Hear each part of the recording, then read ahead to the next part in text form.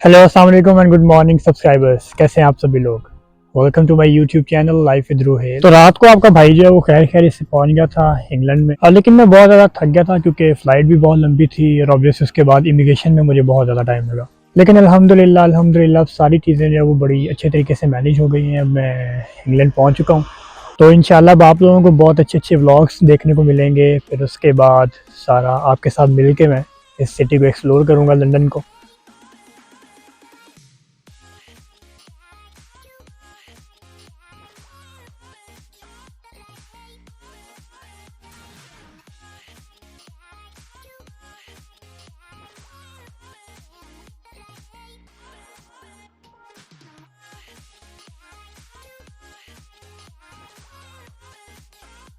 अच्छा जी, तो आज का जो मेरा व्लॉग है वो इन्फॉर्मेशनल व्लॉग होगा।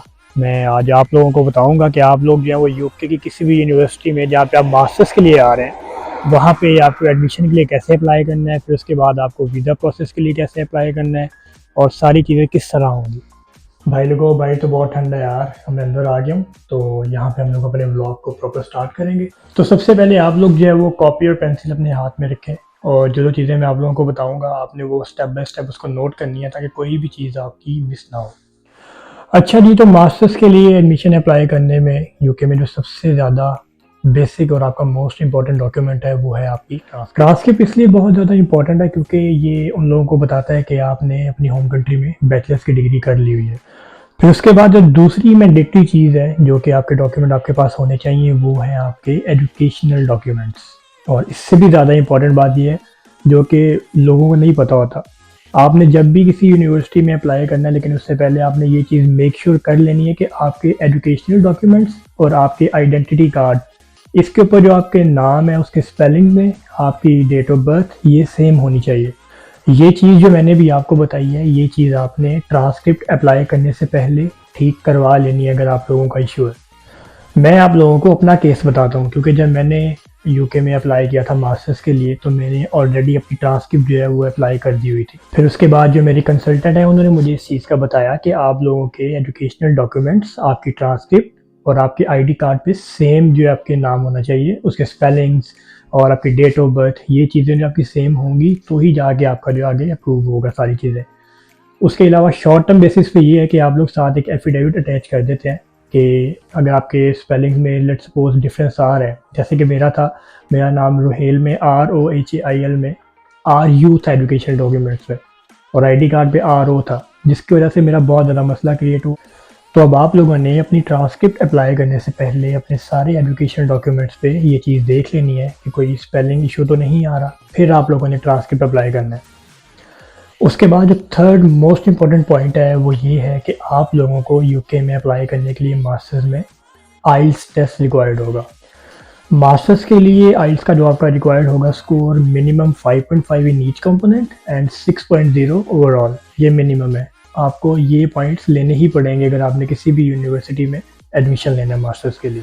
अच्छा, most of the Pakistani students में मैंने ये चीज़ बहुत ज़्यादा नोटिस की है कि वो लोग इस चीज़ के ख्वाहिशमंद होते हैं कि उनको ऐसी यूनिवर्सिटी मिले जहाँ पे आइल्स की एग्जामेशन हो। लोगों को बता दूँ, अगर कोई यूनिवर्सिटी जो है यूके में अगर आइल्स की एग्जामेशन दे रही है तो उसका मतलब ये है कि आप लोग समझें इस चीज़ को कि उस यूनिवर्सिटी का जो स्टैंडर्ड है फिर बाकी यूनिवर्सिटी जो आइल्स को एक्सेप्ट कर रही हैं उसके जितना नहीं होगा।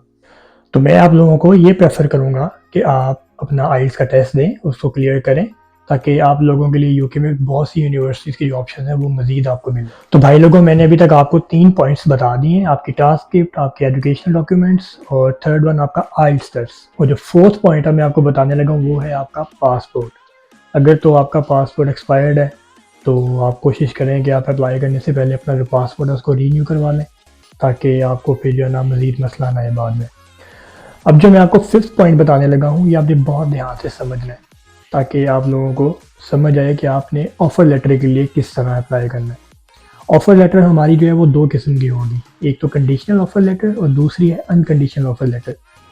लेट्स सपोज अगर आपका पासपोर्ट एक्सपायर्ड है और आपने अभी कोई भी इंग्लिश टेस्ट नहीं दिया, लाइक आइल्स नहीं दिया आपने, आप फिर भी एडमिशन के लिए अप्लाई कर सकते हैं, लेकिन फिर आप कंडीशनल ऑफ़र लेटर के लिए अप्लाई करेंगे। जब आपका लेटर आएगा फिर उस पर कंडीशन लिखी होंगी कि आपको एक टेस्ट देना पड़ेगा आइल्स का, फिर उसमें आपको ये स्कोर लेना पड़ेगा, फिर उसके बाद आपका पासपोर्ट एक्सपायर्ड है, आप इसको रीन्यू करवाएं। तो ये कंडीशन है, जब आप इसको मैच करेंगे फिर उसके बाद वो आपको अनकंडीशनल ऑफर लेटर देंगे। लेकिन ऑन द अदर हैंड अगर आपकी सारी चीज़ें जो हैं वो बिल्कुल परफेक्ट हैं, आपका आइस टेस्ट हो गया है, आपका पासपोर्ट जो है वो रीन्यू हो चुका है या बिल्कुल ठीक है, तो आप लोग डायरेक्टली अनकंडीशनल लेटर के लिए, ऑफर लेटर के लिए अप्लाई कर सकते हैं।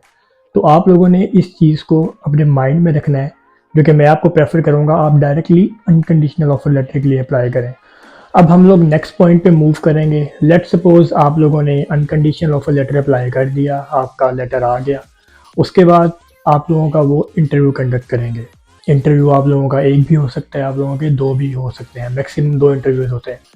तो आप लोगों को मेंटली प्रिपेयर रहना है कि आपके दो इंटरव्यूज़ भी हो सकते हैं। इंटरव्यू होने के बाद आप लोग वेट करेंगे, एक आधे दिन में आपका इंटरव्यू का रिजल्ट आ जाएगा। अगर आपने कंसल्टेंट के थ्रू अप्लाई किया है तो आपके कंसल्टेंट को बता देंगे कि बच्चा पास है या फेल है। तो उसके बाद वो आप लोगों को ऑप्शन देंगे कि अगर आपने कंटिन्यू रखना है हमारे साथ तो आप इस डेट को, आपको हम लोग डेडलाइन देते हैं आपको, आप इस डेट पे फ़ी पे करें, जो कि इनिशियल डिपॉजिट आपको पहले पे करना पड़ेगा। बहुत ज़्यादा स्टूडेंट्स जो हैं वो सारे इस चीज़ को लेके बहुत ज़्यादा कंफ्यूज रहते हैं कि इनिशियल डिपॉजिट यार हमने इस यूनिवर्सिटी में करवाया है तो उसका 3500 पाउंड है, मेरे दोस्त ने करवाया है तो उसका 4500 पाउंड है। मैं आपको ये चीज़ क्लियर कर दूँ कि डिफरेंट यूनिवर्सिटीज़ की डिफरेंट इनिशियल डिपॉजिट्स होते हैं। जब मैंने अपनी यूनिवर्सिटी के लिए इनिशियल डिपॉजिट पे किया था तो मैंने 6500 पाउंड्स पे किया था। तो मेरा आप सब लोगों को यही मशवरा रहेगा कि जितनी ज़्यादा फ़ीस आप वहाँ से पे करके आएंगे, आपको उतना ही ज़्यादा यहाँ पे आसानी होगी दोबारा जो आपकी फ़ीस रह जाएगी उसको पे करने में।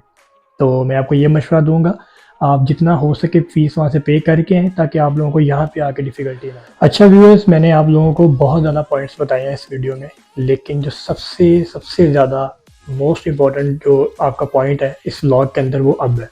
आपने इस पॉइंट को बहुत ज़्यादा ध्यान से सुनना है ताकि आप लोगों को समझ आए। अच्छा व्यूअर्स, वो जो मोस्ट इम्पॉर्टेंट पॉइंट है वो है बैंक स्टेटमेंट। जी हाँ, बैंक स्टेटमेंट। बैंक स्टेटमेंट आप लोगों ने बहुत ध्यान से समझकर आप लोगों ने अपनी बैंक स्टेटमेंट बनानी है। आप लोगों की जो बैंक स्टेटमेंट रिक्वायर्ड होती है वो होती है 28 डेज़ की। जब आपकी स्टडी स्टार्ट हो या आपका वीज़ा जो है आपका, जब हमने फ़ाइल करना है उससे प्रायर 28 डेज़ जो है आपको वो अपना स्टेटमेंट मैच्योर करनी है ताकि आप लोगों को कोई मसला ना आए। अच्छा, तो मैं अब आप लोगों को समझाऊंगा कि आपने बैंक स्टेटमेंट कैसे बनानी है और बेसिकली बैंक स्टेटमेंट किस चीज़ के लिए होती है। अब मैं आपके सामने अपना केस रखूँगा।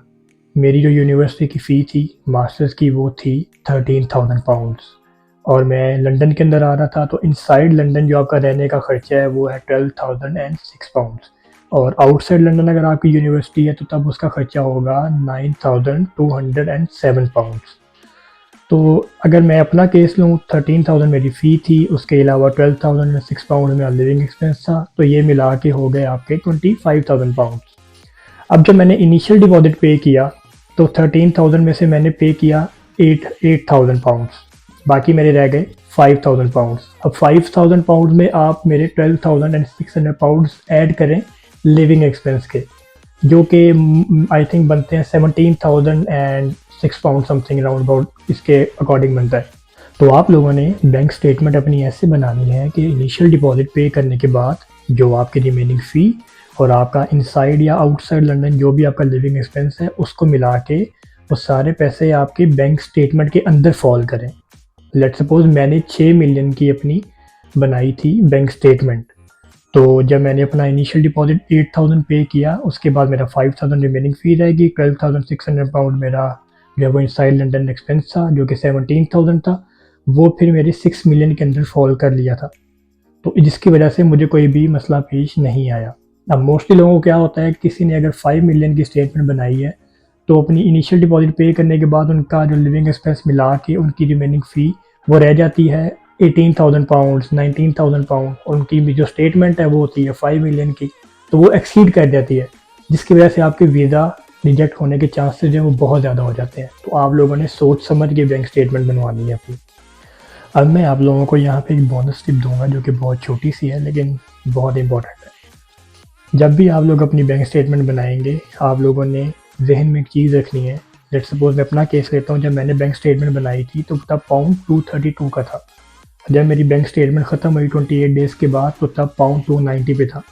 तो आप लोगों ने इस चीज़ का ख्याल रखना है कि आप जब बैंक स्टेटमेंट बनाएं तो पाउंड की फ्लक्चुएशन को देख के बनाएं। हो सकता है पाउंड आपके 28 डेज़ के बाद 25 रुपीज़ उसमें इजाफा हो या 30 रुपीज़ हो या कम हो, तो आप लोगों ने ये कोशिश करनी है कि आप लोग 30 to 35 का डिफरेंस रख के अपनी बैंक स्टेटमेंट बनाएं। Okay viewers, so I am feeling that कि वीडियो बहुत ज़्यादा लेंथी हो रही है, लेकिन लेंथी वीडियो करने का मकसद से मेरा ये था कि मैं सारी चीज़ें आपको डिटेल में बता सकूं, ताकि जो प्रॉब्लम और हर्डल्स मैंने फेस की थी अपना वीज़ा और अपना एडमिशन अप्लाई करते हुए, वो आप लोग ना फेस करें। तो वीज़ा प्रोसेस के रिलेटेड और कैश कैसे अप्लाई करना है और कैश कब आएगा, इस सब के रिलेटेड जो है मैं पार्ट 2 में आप सब लोगों को बताऊँगा। तो अगर आप लोगों को वीडियो पसंद आई है तो please do subscribe and press the bell icon. इंशाल्लाह आप लोगों से नेक्स्ट वीडियो में मुलाकात होगी। अल्लाह हाफिज़।